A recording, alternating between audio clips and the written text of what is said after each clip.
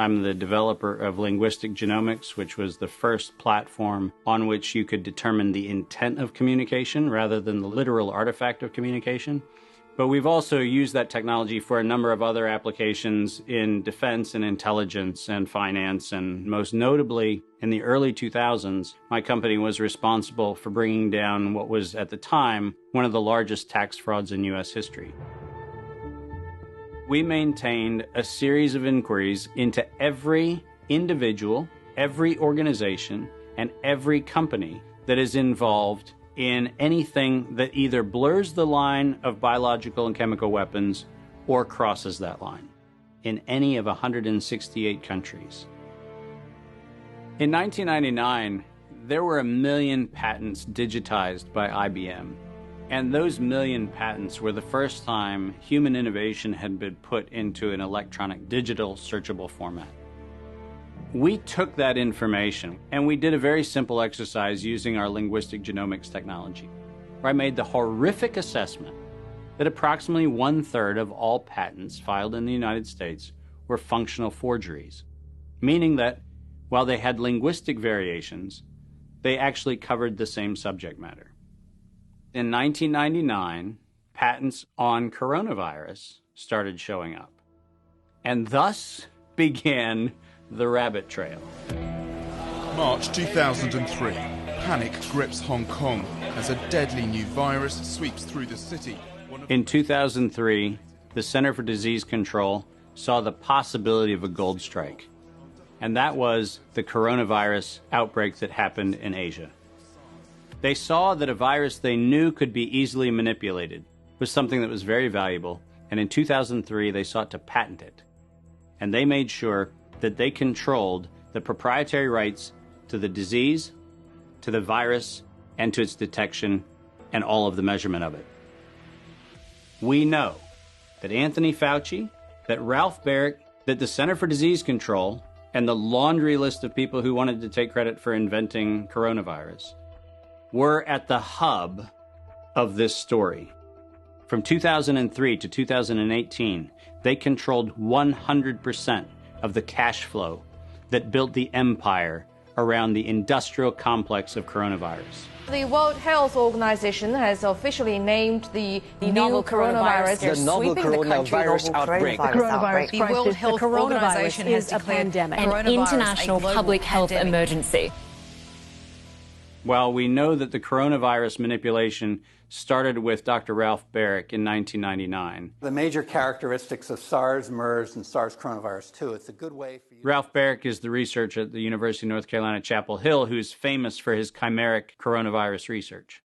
In 2002, there was a recognition that the coronavirus was seen as an exploitable mechanism for both good and ill. On April the 25th, 2003, the U.S. Center for Disease Control filed a patent on the coronavirus transmitted to humans. Under 35 U.S. Code Section 101, nature is prohibited from being patented.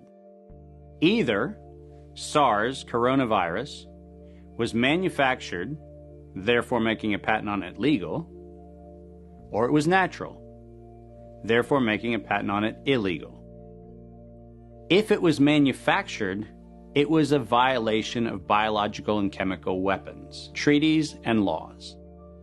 If it was natural, filing a patent on it was illegal.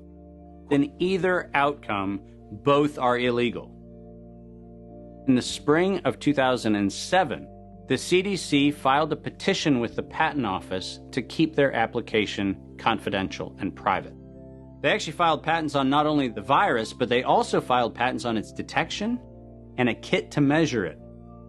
Because of that CDC patent, they had the ability to control who was authorized and who was not authorized to make independent inquiries into coronavirus. You cannot look at the virus, you cannot measure it, you cannot develop a test kit for it. And by ultimately receiving the patents that constrained anyone from using it, they had the means, they had the motive, and most of all, they had the monetary gain from turning coronavirus from a pathogen to profit. Developing and owning a coronavirus vaccine has become a biotech arms race with political overtones. This vaccine gold rush is starting to bother me. Gold rush. Let's keep that in mind.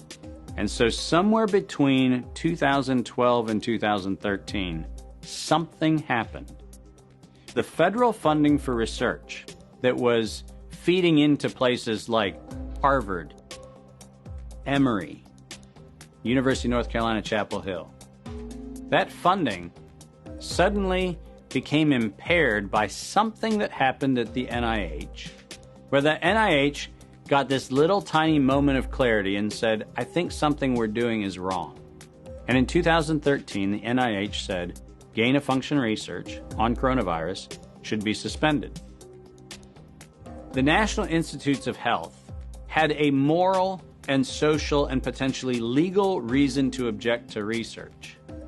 But the letters that were sent to the researchers essentially said, you are receiving notice that we're telling you to stop.